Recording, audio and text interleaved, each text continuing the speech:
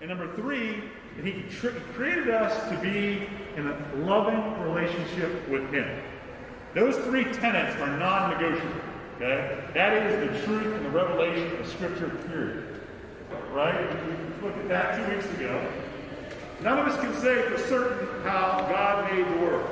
Okay? And when we start to pretend that we understand, and sometimes, a lot of times, scientists can be guilty of this, we start to play the part of God.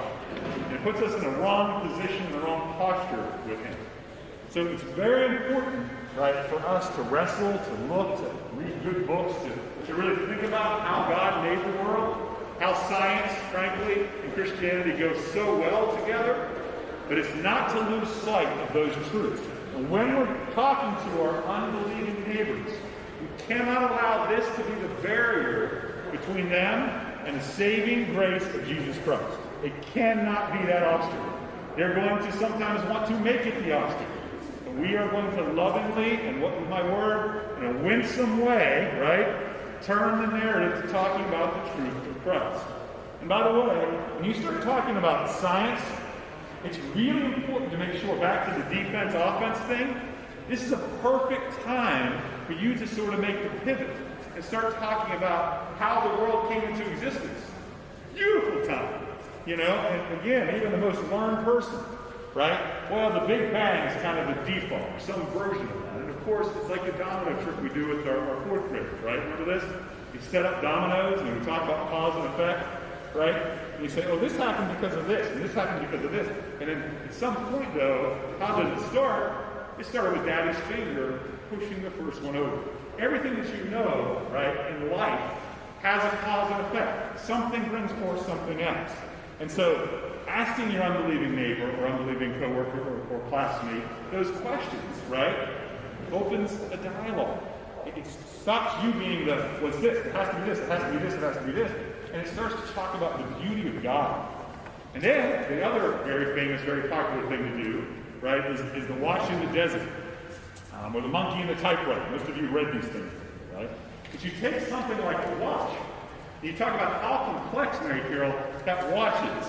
And if you open it up, how it comes together, how it actually makes that little hand move, right? And the idea of the battery that has to be in it, and how complex that watch is. What are the chances, right, that just randomly came to be? You know, if we just waited millions and millions of years in the desert, would that watch appear? And the answer, of course, is no, right? No reasonable-minded person would think the watch is just going to magically appear. And so we begin to talk about the complexities of the world around us, right? We had our doctor friend with us last week, right? And you heard him, and probably it's hard to hear with his mask. But he started talking about after 50 years of practicing medicine, every day that he went to work, he became a deeper and deeper believer in Jesus Christ. And the idea that God is a creator. It's amazing, right? So again, this is that time when we have the pivot, and we try to have a different kind of conversation with it. So those of you who are waiting for me to say, this is how it happened, right? I want to tell you, go to Job. Go to Job and be reminded that it's there. Now, again, we are orthodox, and those three things that I just said to you are critical to believing the truth of God the Father and of Jesus Christ. Okay? Chapter 7. So this one, anybody, I know some of you guys are behind and it's okay, but chapter 7 may have struck you as a little bit odd, because you think, you know, people have asked me about hell before, and people have argued with me about science before, but like, I don't really remember a whole lot of this talk about the Bible and the literal timeline and all the rest. Well, remember when this book was written, the Vinci Code was all the buzz. You guys remember the Vinci Code? How many of you read it? I'm just curious. Anybody read it? Tom did that? Okay, right? Okay, Lewis did, right? But people kept coming up to me, well, I was still at the old church then, and they said, oh, is it heretical for you to read this? I said, no, it's a great thing. I said, you should read it because this is the lie that the devil's telling the world right now. As a Christian, you should be informed, right? And here, this chapter, frankly, is the easiest one to sort of finish this up with. But this all goes back, right? It goes back a long time. But it's the 60s. Some of you are around in the 60s. I was not, okay? But what happened in the 60s? Counterculture, right? Everything being attacked, including religion. And so we saw then, right, this idea that sort of arose, and again, not the first time, but in recent history it kind of was, It was like, well, Jesus was real. Jesus seminar stuff. Like, he was a real person, historical person. And he was really fantastic. Like, nobody disputes that. He sure wasn't the Son of God. I mean, and so what happened at the time is you had these people that were greatly oppressed. And so they took Jesus, this great figure, and they kind of spun it around into their particular context. So in my village, people were doing this wrong. And so to get them to kind of come in line with what I want, this is how I describe it. And this is going on all over the place, right? And so the argument is that really, ultimately, all you ended up with was what people wanted Jesus to be. He was not the Son of God. Okay, that's the crux of it. You'll see now that this thing starts to reappear every 20 years, right? Jesus seminar happened. About 20 years later, what do we see? Da Vinci Code. I was figuring out, I think we're about due for it. Okay? So sometime in the next 5 to 10 years, we're going to have something pop up, and we're all going to be ready because we looked at it with the reason for God. I thought it was pretty interesting. I actually didn't know about Anne Rice. I remember Anne Rice and the vampire stuff. I had no idea that she went back to Christianity. But what was really interesting, if you read the book, was she actually spent the time to do deep research, right? And look into all these ideas that Brown and the others had sort of set forth. And she said, it is the most ridiculous thing. Her quote was, I discovered in this field some of the worst and most biased scholarship I'd ever read, right? And I had to look, I said, the only thing I saw was in the book, and that struck me, though, that it actually caused Anne Rice to go back to her Catholic roots. He breaks this chapter into 2 parts. We can't trust the Bible historically. The New Testament Gospels were written so many years after the events happened that the writer's account of Jesus' life cannot be trusted. They're at least embellished, if not wholly imagined. That's the heart of this argument, right? But here's the fact. The fact is that the canonical Gospels, Matthew, Mark, Luke, John, were only written 40 to 60 years after the death of Christ. I think as a Christian, you should know that. And what's even more telling, in some ways, is that Paul's letters were written, 15 to 25 years after Christ's death. This stuff wasn't sort of like 200 or 300 or 400 years later. But the reason that matters, the context and the timing of that, and why it matters so much, is number one, the people that they're talking about were still around, right, when they were published. So the witnesses to Christ's death, to Christ's resurrection, to Christ's reappearing, to his ascension, those people are still around, right? That's one lifetime. That's less than one lifetime. That matters.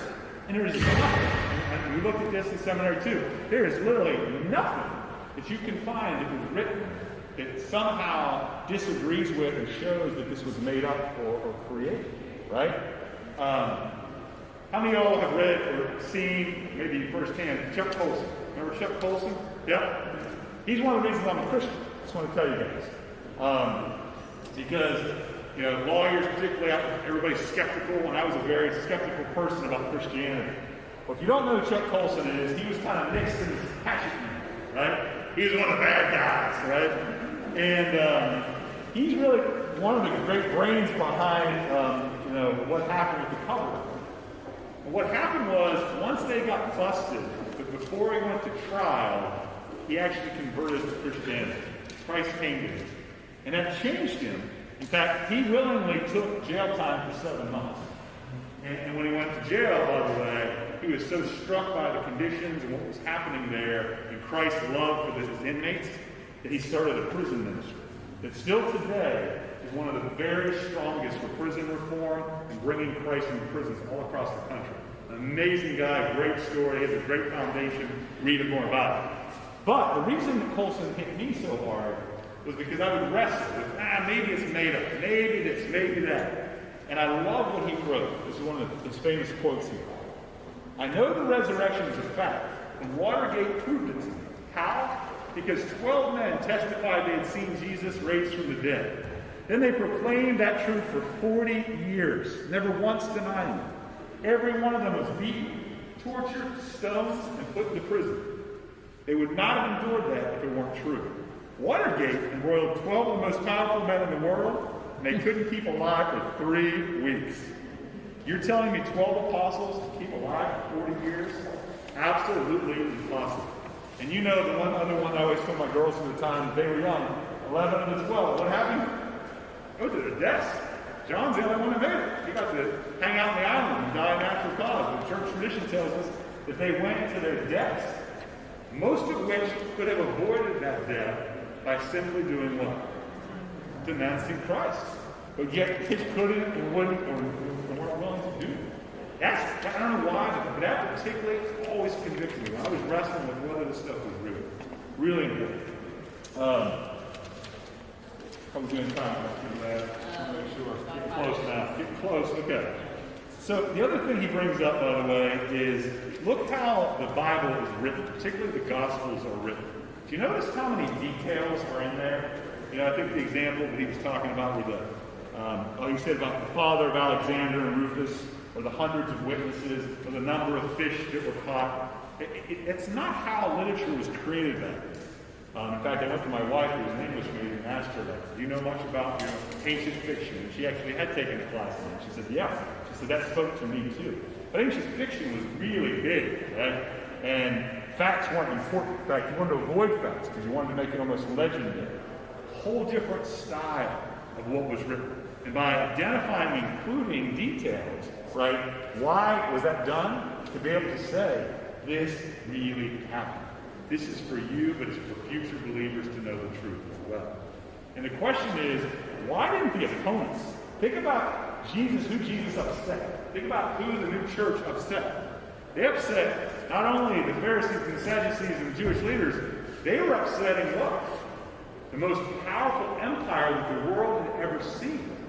And if there was ever a time where somebody would have come forth and written about the lies and shown how this whole thing was fabricated, it would have been that time. You say, well, they weren't very educated. Oh, the Romans overlords absolutely were, right? If you see Josephus, right? Josephus, which is the historian that wrote all during the time, he doesn't contradict it either. Now, he's a validator, but he doesn't contradict it either. Probably a good place to stop. But one of the things that I will draw your eye to, and that is the whole counterproductive and embarrassing piece. Has this one ever hit you before? When you're writing a story about somebody who is really good, right? What do you emphasize? All the great things that they do, the wonderful attributes, sort of how history generally is written. I just put a little chart here on your handout. See where it says, if I were going to write a book, okay, legendary heroes, I wouldn't write about crucifixion. That was the most embarrassing way you could die at the time. That was the idea of how a criminal would die, right? I would talk about military victories. How about Jesus crying out in the garden? Would you have your hero cry? Well, maybe in 2020 you would, but you wouldn't back then, right? You'd have a manly speech how he was going to go and kick some butt. How about women being heroes? I love my daughter right now. My daughter's become a feminist. You ask her, what does that mean, right? So I believe in women's rights. I said, that's absolutely right. And I said, there's nobody who's a better feminist and advocate for feminism than Jesus Christ. Would you agree with that? And you go, I don't know. I know what that liberal stuff means in the truest sense. Who was it that was by the cross? Who stood by Jesus more than anybody else? When Peter was shaking in the corner, who stood by Jesus? And why is it that they would include the women in their story? Because that would have been embarrassing, and it would have showed that they were weak, and it was probably not what they did. Petty and jealous disciples. You know, we talk about that all the time. How we relate a lot more, again, picking on Peter a little bit, to Peter. Why write about how he suffered? Why write about how he cowered and denied Jesus 3 times? Right? I like the ones about the fearless knights. That's what I'd rather read about. That makes me strong. And then the idea of the martyrs. But y'all, this is really important stuff, because when we're discussing, when we're dialoguing with the non-believing neighbor and schoolmate and coworker, we have to talk about this. You know, I don't really want to hear that stuff. They don't want to get down to that level. But I would say you're rushing, right? Because you love them. And you love them, you buy them lots of coffee, right? And if you don't have money for coffee, call me. I don't give you money for coffee. Keep bringing them to coffee. And talking and caring about their lives and their hurt and their pain. Because Jesus reaches people a lot more there than he does by arguing them to death. But yet, he gives us all intellect right? To be able to explore these things and to feel equipped. So when the questions come up, we're able to have answers or at least have further questions for them to consider. That's what we're doing in this class. So just to wrap up here, I'm not going to cover it, but I do want to encourage you all, think about this last section he has where he talks about we can't trust the Bible culturally. This is a big problem as well in a lot of campuses. Well, I don't really believe this Jesus stuff because I know that the Bible endorses slavery. I don't believe in this Jesus stuff because I know that women have to wear long dresses to be a Christian. Okay? Take time to look at the really controversial passages, right? Look at the slavery. Look at the verses on women. It's Ephesians. And you're completely missing the point if it's somehow about the husband, the women have to subject themselves to the husband. Most of you have done this before. Reread that section and tell me how much of it is about what the wife should do versus how much the husband should do. Right? We husbands are a sorry lot. When I hold this up against me, I think, whoa, boy, I got a lot of work to do with Christmas. Loving your wife how? Like Christ loved the church in complete sacrifice. There is nothing misogynistic about this passage. Okay? To lift up my sweet daughter, there's a lot of quote-unquote feminism in here, right? How we are called to die for one another. And the last one I put on there, which again we're not going to get into today, it is different. And I want to say this to you all. Not because it's particularly winsome, but because it is the truth. And that is homosexuality. That's not the subject of this course. It's not in the book itself. But I don't want you to shy away from making sure you understand why we hold firm to the position that we take as a church when it comes to sexual sin. Why we take a strong stance about a man and a woman sleeping together before marriage. Why we take a strong stance against homosexual behavior. Not because we're haters, but because it's the revealed order of God, right? Given to us in Scripture. That is a very different subject and topic than something like slavery and how it's taken out of context. Or women, being subject to men, taken completely out of context. There is nothing out of context on issues of sexual sin. And again, I always invite you to sit down and we can talk more about it. But this is an important subject for us to stand strong on in the midst of our times. So the bell has rung. Love you guys very much. And ask again if you can come next Saturday night from 6:30 to 8 out on the lawn. Meet these wonderful missionaries to love on them, encourage them. It would be great. And next week, he's just going to do a little presentation up here for class, probably talk through some evangelism and some issues there. And then we will start that next week by pivoting to the offense. I can't remember, I think it's maybe chapter 9 is where we'll go. But I'll send out an email telling you all everything I just said. Okay? Thanks, everybody.